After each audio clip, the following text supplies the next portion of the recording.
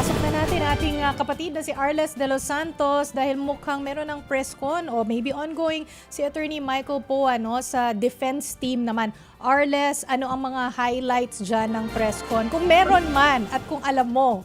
Si Okay, Attorney ipapromise Poa. ko kay Arles, Oh. hindi ko i-ring yung bell sa kanya kasi taga-defense siya. Ay, okay. Go Arles.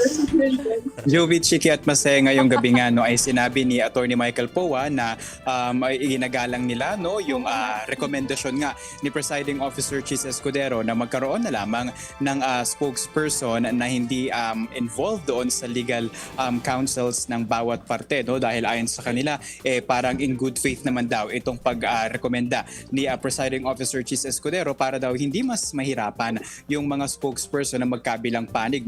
Tinanong kasi natin kung meron bang mga nakikita silang dahilan kung ano nga ba yung posibleng nagtulak dito para irekomenda ni Presiding Officer Chis Escudero, pero siguro daw nag-iingat lang na hindi mareprimand yung magkabilang panig pagdating sa sub judice rule ng Senate Impeachment Court. At syempre, kailangan din nila na maging maingat doon sa kanilang mga interview na gagawin. At syempre, kung ganyan man, may mga pros and cons daw itong pagpapalit ng spokesperson. Para sa kanya, dahil siya yung spokesperson, ayon kay Attorney Poa, ay mas magagawa niya na yung kanyang bahagi. Kung legal counsel man, focus na lang siya sa pagiging legal counsel. Kung hindi man siya legal counsel, makakapag-focus naman siya bilang spokesperson. Pero yung cons daw nito ay syempre yung familiarity niya dito nga sa impeachment, articles of impeachment ni Vice President Sara Duterte na syempre kasama siya doon sa mga una na kasama ni VP Sara nang mabuo itong mga alegasyon na ito. Jovi, Chiki at Maser. Arles, baka meron silang na-mention kung ano yung mga preparations nila or anong i-expect natin next week on Wednesday.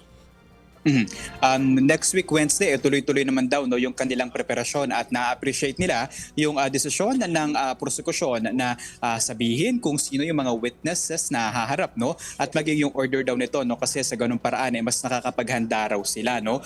Actually, tinanong din natin na ngayon natapos na yung unang article of impeachment, yung Article 4, kaugnay ng umano'y grave threats ni VP Sara, masaya naman daw sila na nahit nila yung kanilang mga targets sa paglalatag ng cross-examination. Kagaya ng nabanggit natin kahapon na focus nga sila doon sa credibility at umano'y bias ni NBI Director Melvin Matibag. Meron din tayong tinanong kung may change of strategy.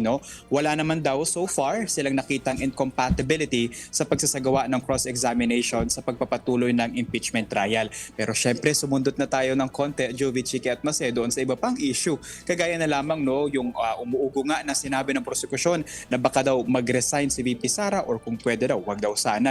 Ayon sa kanila, hindi raw nila napag-usapan ang pagbibitiw ni VP Sara sa posisyon nito at maging sa mga nakaraan nilang pag-uusap ay hindi raw ito nababanggit so far at tuloy-tuloy yung kanilang pagharap sa bawat articles of impeachment ni VP Sara Duterte. Oo, Arles, I wonder, baka lang may nabanggit dyan sa press con tungkol dun sa request ng kampo ni VP Sara. Bakit pati yung pagkain na damay sa usapin? Parang meron silang binigay na request sa Senate. Tama ba na dapat sagutin yun ng Senate?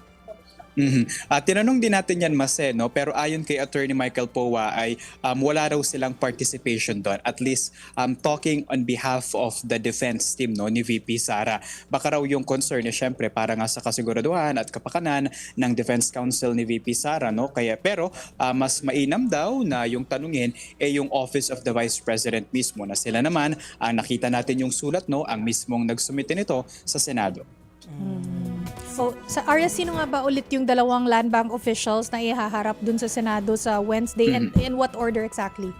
Ang order na nakuha natin, Chiki, ay si Violeta Constantino at Nenita Camposano. Yun yung dalawang inaasahan natin na witness na haharap sa susunod linggo kung saan sisimulan na ang pagtalakay nga sa issue ng umano'y confidential funds at intelligence funds ni Vice President Sara Duterte para sa umano'y nagkakahalaga ng 612 million na mali umano ang paggamit nito. Do we know ano yung positions nila or hindi na idinetalye yun?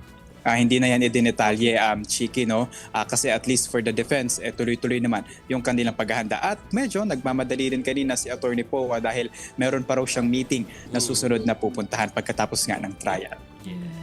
Okay. Thanks, Arles. Thank you, Arles de los Santos.